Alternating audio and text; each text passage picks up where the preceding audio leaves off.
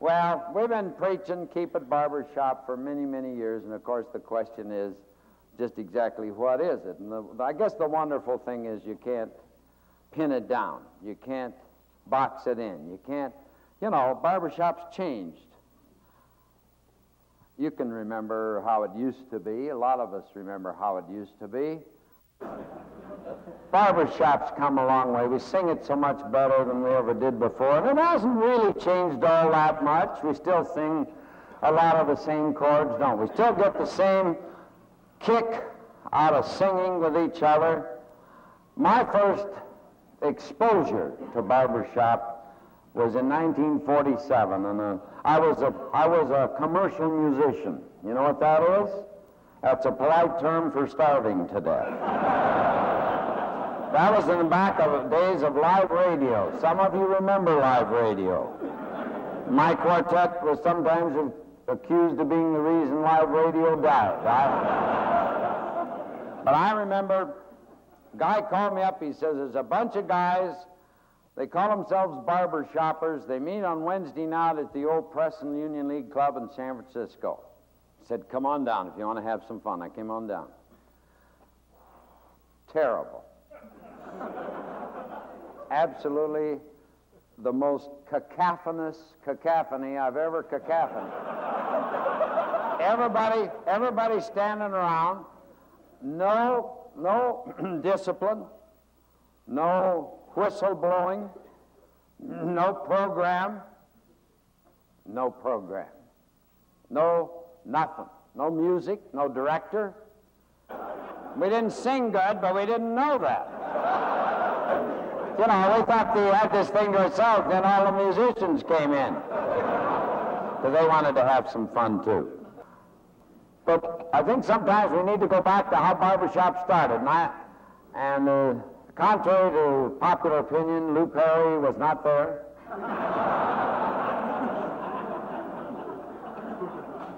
We're not sure how barbershop started, but we're kind of sure, as a matter of fact, and it had a lot to do with the kind of songs that were written in those days.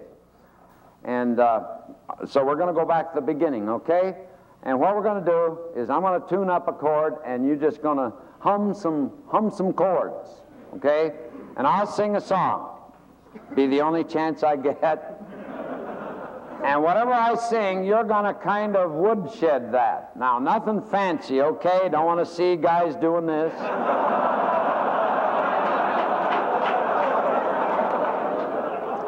I don't want to see any of the faculty flashing chord signs,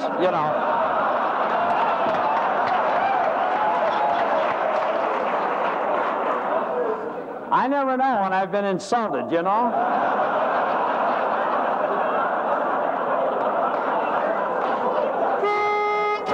All we're going to do is sing some very tasty, simple chords. Now, right away I can tell. See, they're afraid they're going to get left out.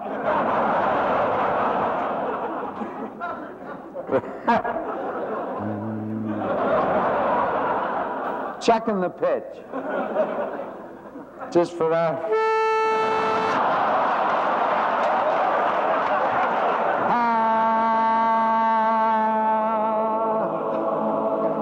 Now what you got to do, though, is you got to close your eyes, and that's so we don't embarrass each other.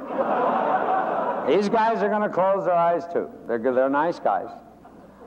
And you all just hum very simple chords. No tiddlies yet. That comes later. Okay? Take a breath, hum your note, close your eyes. Here we go. Carry me back to Virginia. There's where the cotton and the corn and taters grow.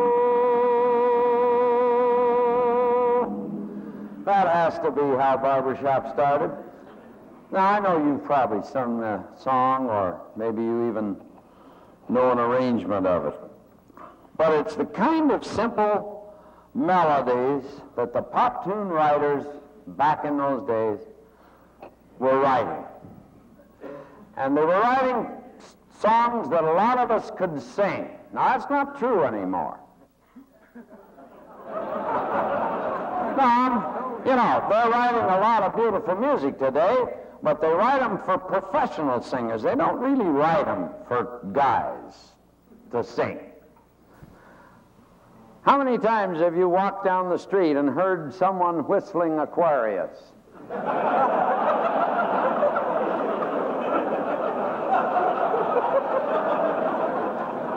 Have you ever been in the supermarket and heard the housewives humming Bridge Over Troubled Waters? They don't write songs for people to sing anymore. Now that's a song that they wrote for people. And it gave you an idea of the chords.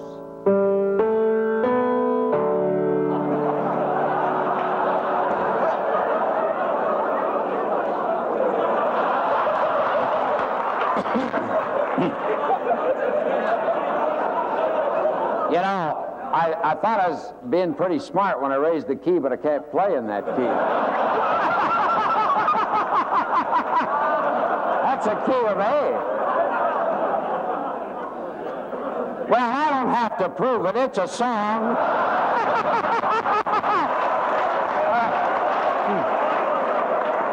That's a song that you woodshedded, and that's really what the test is, isn't it? If you can hear the kind of simple songs that most guys could get up and sing, and not only that, suggested chords to the ear. You see? That's our heritage. Most of the barbershop we learn comes off the printed page. I know that. But still, the best arrangements, and you know where they come from. Here's some of the best arrangers in the society up here, and they're still writing arrangements that are what we call ear-oriented. Let's face it, we're not all professional sight readers. And out of those songs and those guys who could stand up and sing them, the guy with a little more confidence maybe than the rest of us, a little prettier pipe maybe, became known as the lead singer. Leads, where are you? Proudly. Look around, man, the best singers in the society.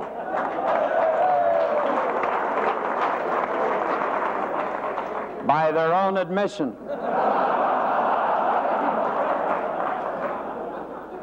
The guy with the confidence and the nice pipe stood up and sang the song. The rest of us gathered around and tried to put harmony to that song. And that's the way it's been ever since. The lead singer sings the song in barbershop.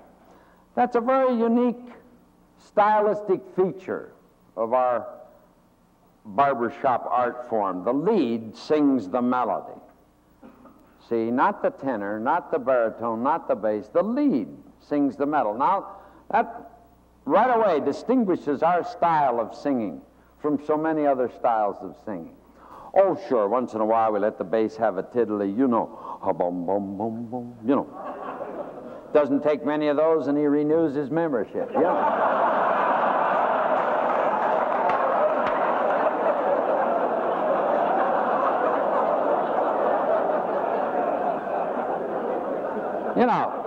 Just a couple of little crumbs and the basses stay with you.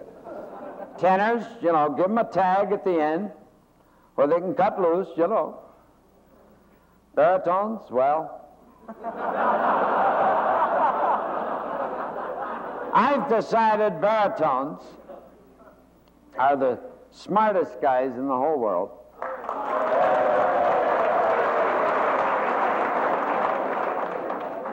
Because they discovered, before anybody else did, that if they didn't move off of their note, they had it knocked.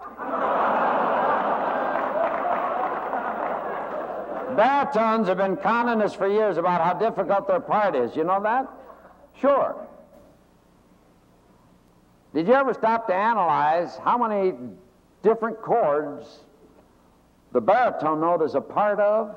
When we tune up the lead, the baritone, the bass, and the baritone in the middle, huh? Listen to how many different chords he's a part of.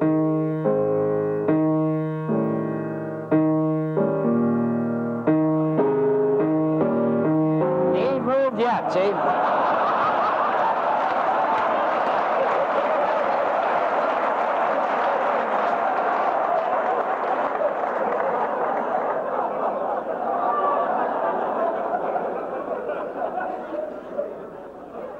Baritones, of course, really are the necessary ingredient. After the melody is established and the tenor finds his little duet on top and the bass provides those good solid, then the baritone comes in and puts the icing on the cake. But it's the lead singer that's the important guy in barbershop. He sings the tune. And, you know, that's fine. We all know that, don't we? But you get to thinking about it, what kind of a lead singer is this guy? How high can he sing? How low can he sing? What kind of quality has he got? Can he remember words?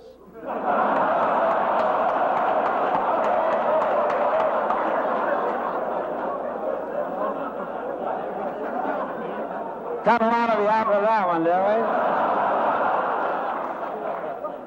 Sure, a lot of guys can sing the melody, but they can't remember the cotton-picking words. What kind of a guy is this guy? Well, I've been taking a tune throughout the society for about, I don't know, I guess we started back in the Bob Johnson era, about 1961, doing hep schools together, and I carried this tune around for years. Can't find anybody to sing it too much.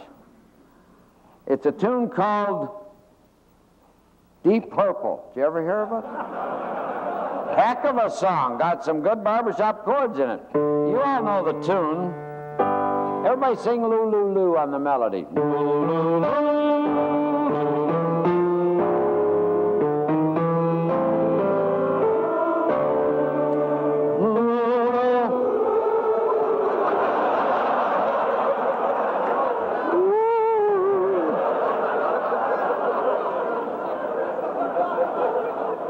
There's going to be a lot of great music around that isn't ever going to barbershop for a number of reasons, and that's one of them. See, wouldn't it be wonderful if we could barbershop every favorite song of ours that comes down the pike? I remember the old-timers, the real old-timers. You think I'm old? You should see none of them old-timers. I remember some of the old-timers, and they tried to woodshed some of those modern, contemporary songs, and it sounded terrible. Why? Because the songs didn't generate the kind of chords that we can hear good and sing well. And so the range of the melody is one thing, the chords is another, obviously. We just sang the Star-Spangled Banner. Now, I wouldn't want to sound unpatriotic, but obviously that's not a barbershop song. Val Hicks did a tremendous arrangement on it, so at least it sounds full four-part chords, you know. You say, well, why do we sing the Star-Spangled Banner if it isn't barbershop? Well, you know, the mayor of the town calls up and says, we'd like to have you sing on the 4th of July, and we'd like to have you do the Star-Spangled Banner, and you say, I'm sorry, that's not a barbershop song. So, you know, you have to kind of temper mercy with justice or whatever that is. And so we're going to sing a couple of these tiddlies now and again because we have to. But by and large, we have a choice in the matter, don't we? We don't have to sing songs that aren't good barbershop songs, and I can't understand why you do. I'm to the age now where I don't care. How can you tell if it's barbershop? All right, well, that's the first thing. Can that lead singer sing that melody all the way through with good quality? Let me say that again. Turn on your tape machine. Everybody raise your left hand. Left hand. Boy, we're in trouble. All right, turn on your tape machine. Okay, principle number one. You want to know the test for a barbershop song? Can the average quartet lead singer sing that melody with good quality? If he can't, it ain't a barbershop song. By definition, it ain't a barbershop song. If that average quartet lead singer can't sing that melody all the way through. Got it? How about the lyric? What's a good barbershop lyric? I asked Lou Perry. You know Lou Perry. Don't ever lay a sentimental lyric on him. He'll cry on your tie.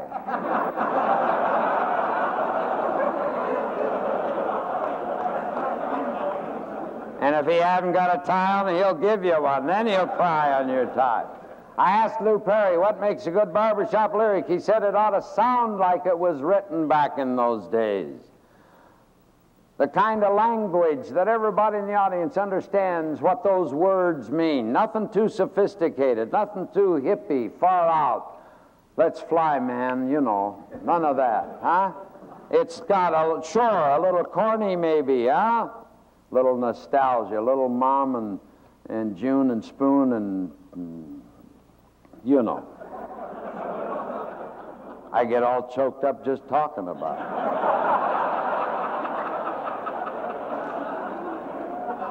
Not the greatest literature in the world. Some barbershop lyrics really tear you apart. Others, you know, it's Tin Pan Alley commercial tunes we sing. But it's that kind of a lyric. It's down home. You only want me when you're lonesome. You know that one?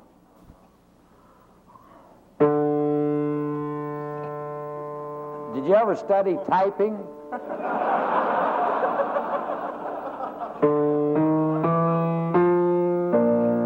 There it is. Had a piano the other day. I was trying to work something out, and there was a note out. Didn't play. I was afraid to look down. I thought I'd lost a finger.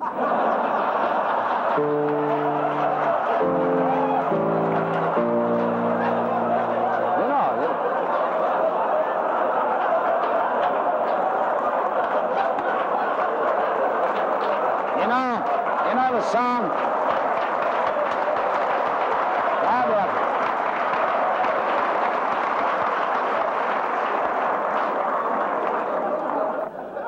Come on, sing with me. You only want me when lonesome.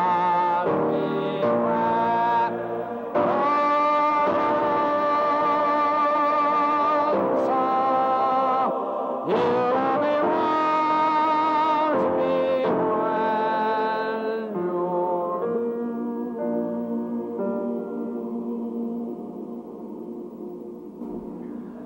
blue. That's barbershop. How can anybody want to sing anything else? The lyric of a song, so important to us. Now, obviously, language changes over the years, sure. Wouldn't it be wonderful to come back in a couple of 100 years and listen to what the guys are singing?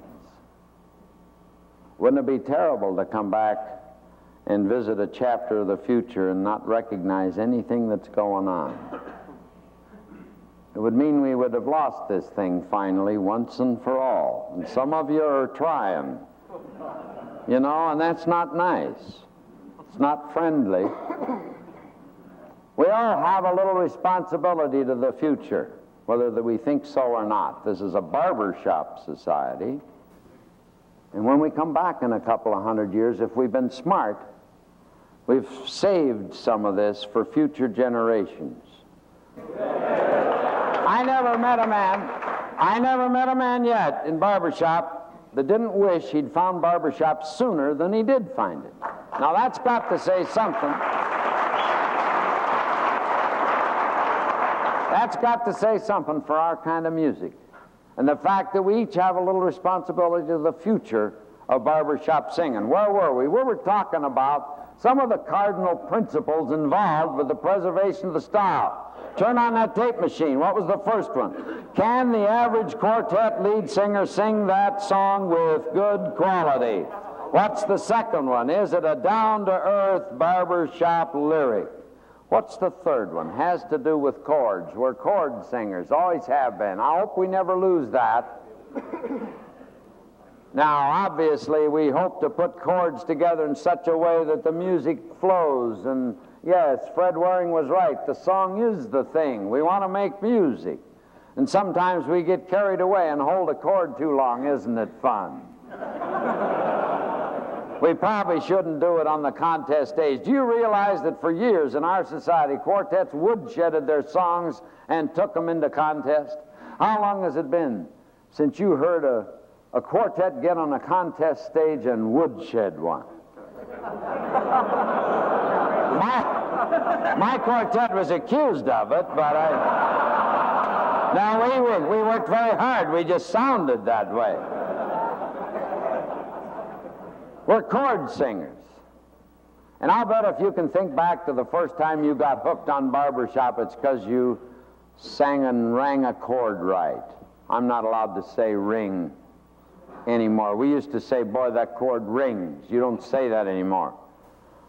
You're supposed to say that that chord, that arrangement of tones, provided the optimum opportunity for a consonant sound. But it sure sounds like ring to me.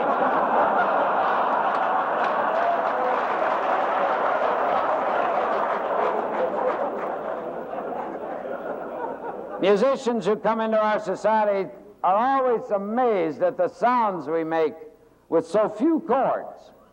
To be perfectly frank about it, about 95% of our sound is hung on about 6 chords. And I think we ought to hear what those chords sound like. Now, you don't have to know what they are, because I don't know what they are. But if I ever find out, you're going to have to know what they are.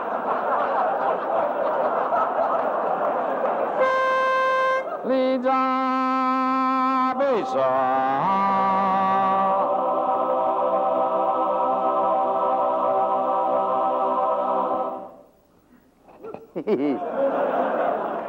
I suppose we ought to quit right there. Okay, now I want you to do 2 things. I want you to hum your note, and try to stick an ear up here. Boy, that's tough when you're in a big group. It's tough to hear the whole chord.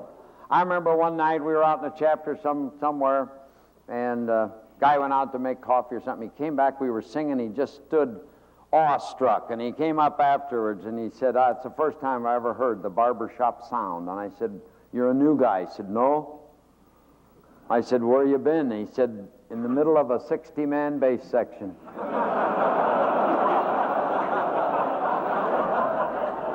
Try to put an ear up here, hum your parts off, and don't quit singing. When you run out of gas, gas up and come on back into the chord. That's a major chord. We sing a lot of those in barbershop. Tenors dropping half a note. Minor chord. Hear that whole sound change? Kind of loses something, doesn't it? Go back up, tenors. Isn't that better? That's more pleasant sound. We really like that sound a lot better. But we sing minor chords too. Leads drop at a full step. Ooh. That's the biggie, man. That's called the barbershop 7th chord. That's 3. Now, tenors, put that minor back in. Okay, that's the minor 7th chord. That's 4. Baritons, drop yours half a notch low. That's the minor 7 flat 5.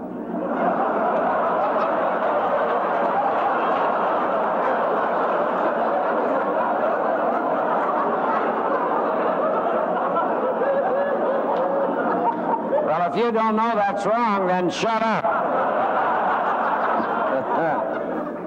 Leads, dropping another half step, low. Diminished chord. Isn't that neat? Let's see if we can build that back up just for the heck of it, huh? Leads up a half. Baritones up a half.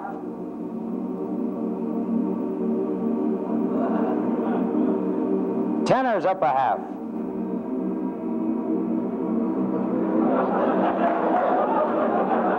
You bet. Congratulations, basses, huh?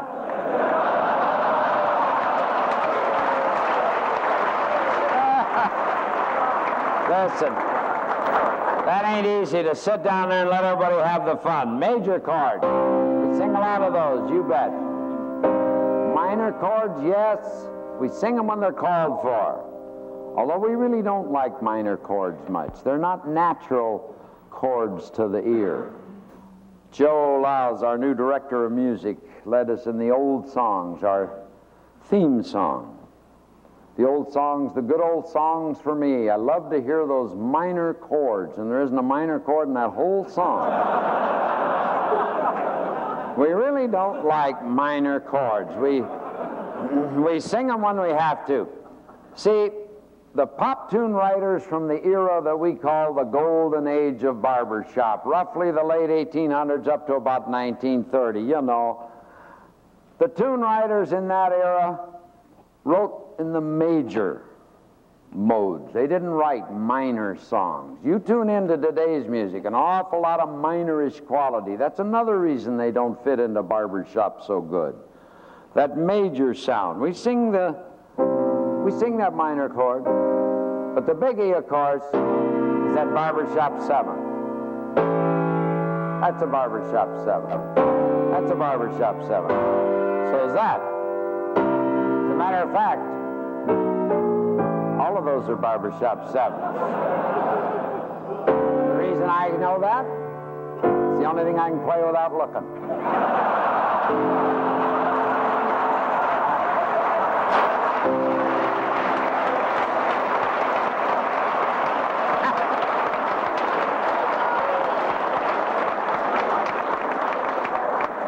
The barbershop 7, that's the biggie, that's the 4-star chord. The old-timers called that the meat and taters chord. That's the underlying chord of the barbershop sound. That's another reason why so many of those beautiful contemporary songs don't fit so good, because they don't call for that barbershop 7th chord. See, by consensus, ask any of these gentlemen up here and they'll tell you, yes, a good barbershop song ought to suggest at least 35% barbershop 7th chords.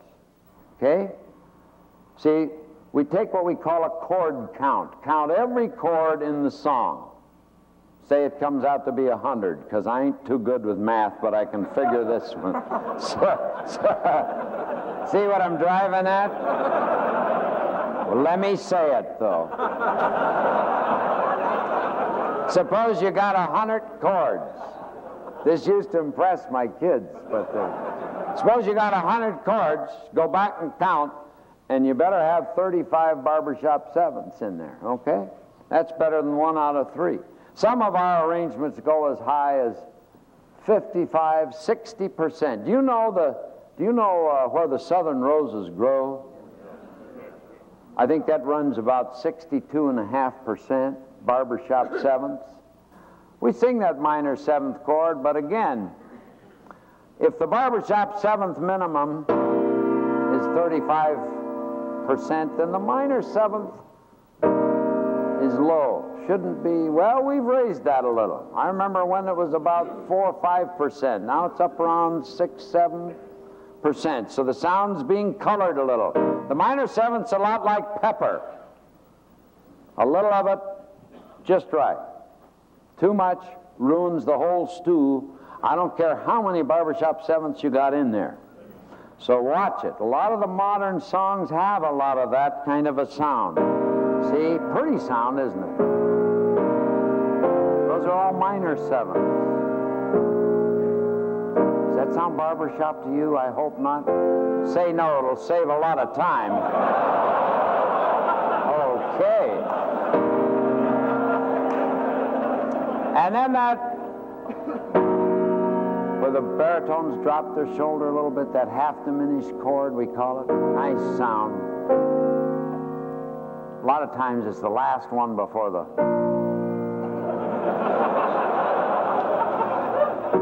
And then finally that diminished chord. Dumb chord. Can't tune it, can't balance it. It's a tough chord to sing, but we find it in the middle of swipes so often. Barbershop 7, diminished 7. There it is. Got to come back. Some of our quartets give you fits, don't they? They do a long, drawn-out swipe. You start rooting for them. Come on.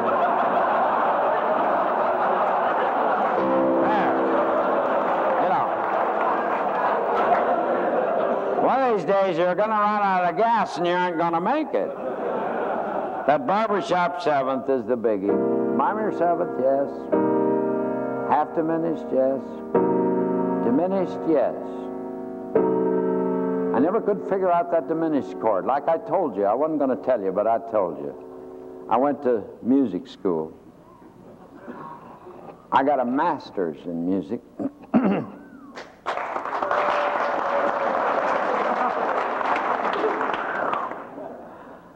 I have to admit, though, after the war, you could get anything on the GI Bill. But anyway, we had to study all them great composers, you know.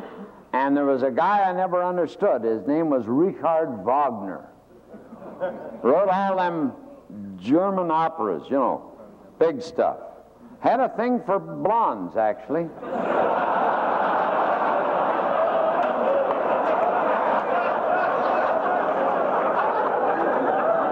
Who doesn't? You know, I always picked the biggest blondes and you know, the helmet and the... Well, anyway, and one of the guys asked me, he said, is that the guy who wrote all them Wagnerian operas? Yes, he was. But I finally decided I was going to figure out what that guy used, and he used more diminished chords than any other composer before or since. It's what gave his music that ethereal, that fog-shrouded, evil sound. You know. And then every once in a while, barbershop seven.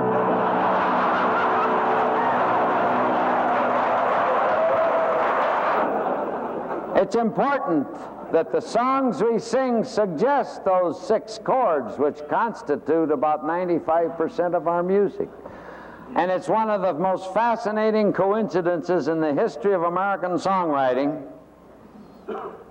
that the kinds of chords that ear singers love to sing are the kinds of chords that those guys wrote from about the turn of the century up to about 1930.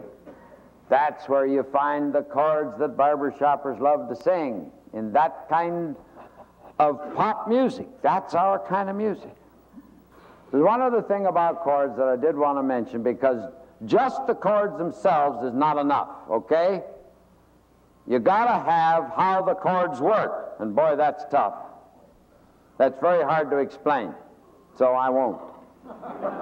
You don't have to explain that to barbershoppers. They hear how chords work. The trick is to recognize the kinds of songs that work that way. Because so many wonderful modern songs don't work that way, and that's another reason why they don't work so good in barbershop, and it's because of how chords work. And I want to take you back, if I may, very quickly to an experience that I had in 1947 when I visited my first chapter in San Francisco. But it was a social club in those days, and that's what this was. And I stood around, and thank goodness, there was a gentleman came up to me, and he said, "Son," I was younger then, and I was a hotshot boy. You know, I knew it all. I was on radio, and I was doing singing jingles, and, you know, there wasn't anything I didn't know. It's funny how you are that way when you're young. This guy said, "Would you like to try it?" I said, "Has it got notes?"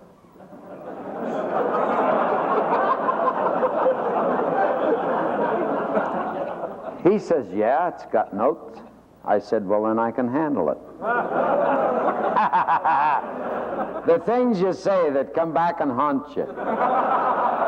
He says, "Do you know any barbershop songs?" I said, "I don't know." He says, "Do you know a song called After Dark?" I said, "No, sir." He said, "Do you know a song called Coney Island Baby?" I said, "No, sir." He said, "Do you know a song called If I Had My Way?" I said, "No, sir."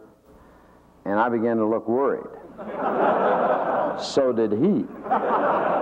He says, "Do you know a song called 5'2", Eyes of Blue?" I said, "Well, the name kind of rings a bell." He says, "Son, you're going to have trouble in this organization."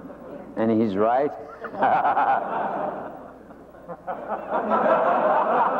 Fortunately, he got 3 other guys together, and he showed me what barbershop chords do, see? And he says, first of all, you tune up on home bass, see? Well, I'd been to music school, and I was almost going to explain to him, we call that the tonic, sir. Or the key tone. I figured the least he could do was call it do. He says, we call it home bass. And I said, why do you call it home bass? Because he said, in music, you leave home base, and then you try to get back home. Real quick now, I'm going to show you. We're going to tune up a chord, and I'm going to sing a song, and you put some chords on it. That's all you do. Okay, close your eyes. Hum.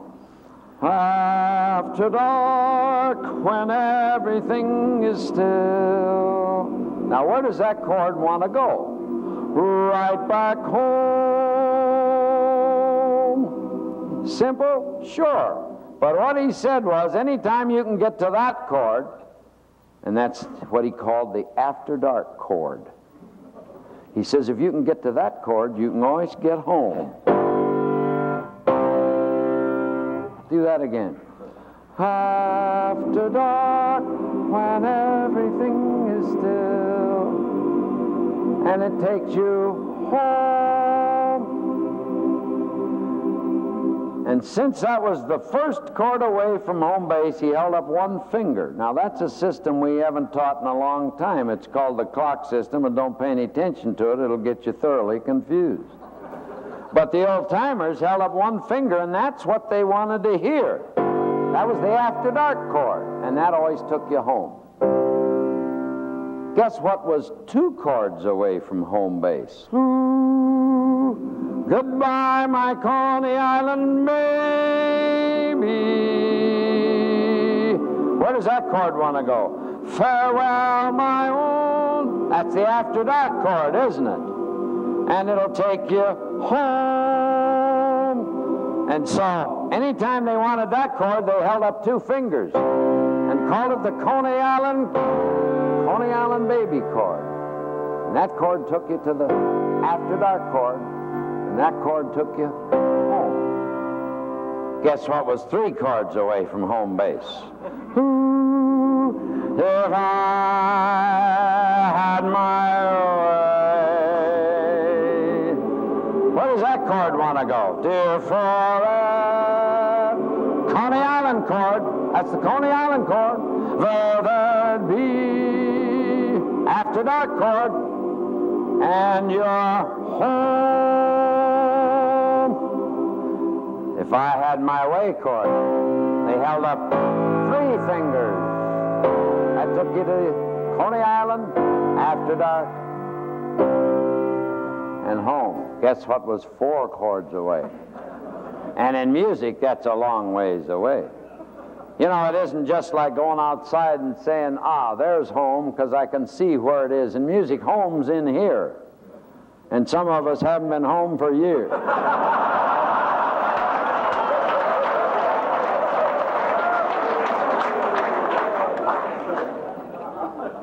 Four chords away. Ooh, 5'2", eyes of blue. Where does that chord want to go? Oh, what those 5 foot. That's the if I had my way chord, isn't it? Has anybody? That's the Coney Island chord. Seen after dark, and you're home.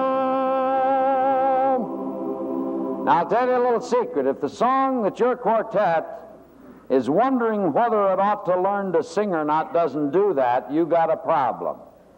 Because that's the way good barbershop songs work. And songs that don't work like that aren't going to be nearly as good. And that's, of course, you just learned what we technically call, what do we technically call that? Circle of fifths. And I hate to say that because basses wake up and say, did someone call?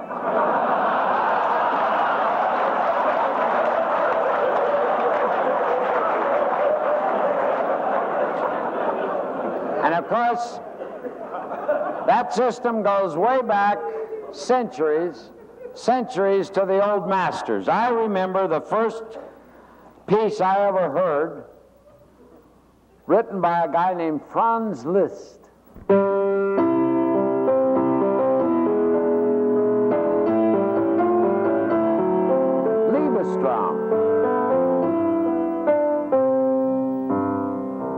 And Liebestraum, of course, well, everybody thinks it means love's dream.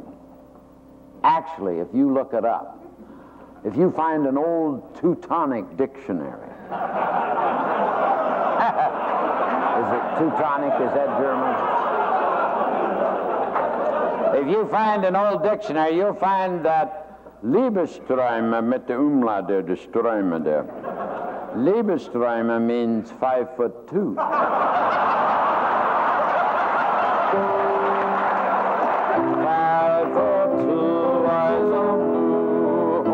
Those 5 foot could do. Has anybody seen my girl?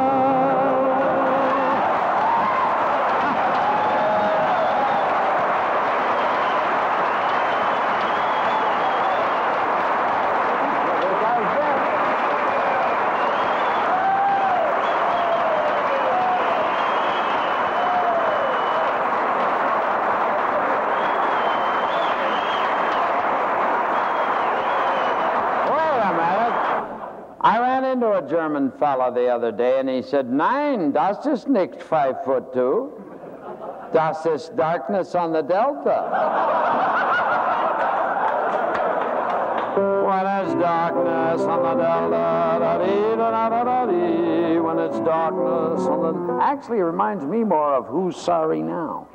Who's sorry now? Who's sorry now?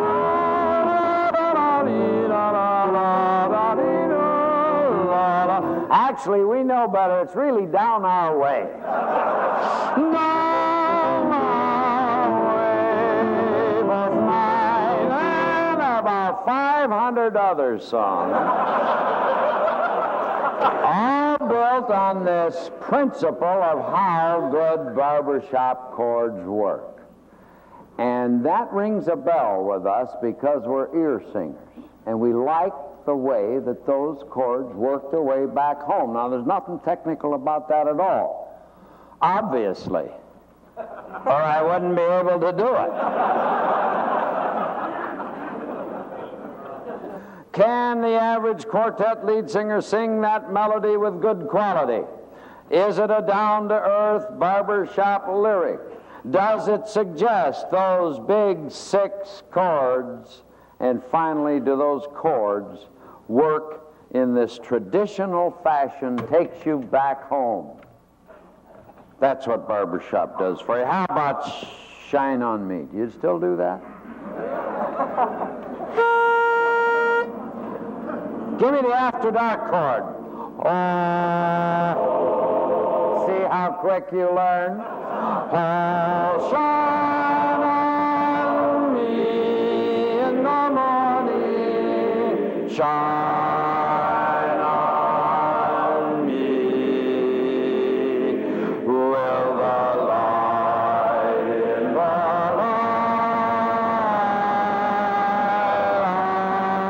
lighthouse. Shine on me, on me.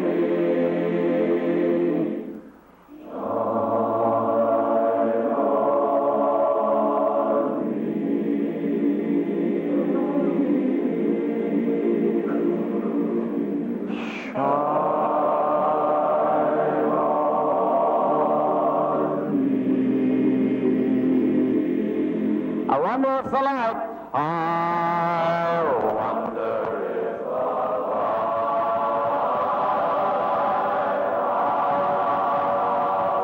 will shine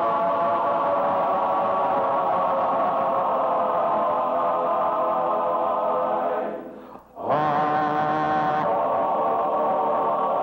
me. Oh, Lordy, how the moon doth shine, that lighthouse shine on me. You bet.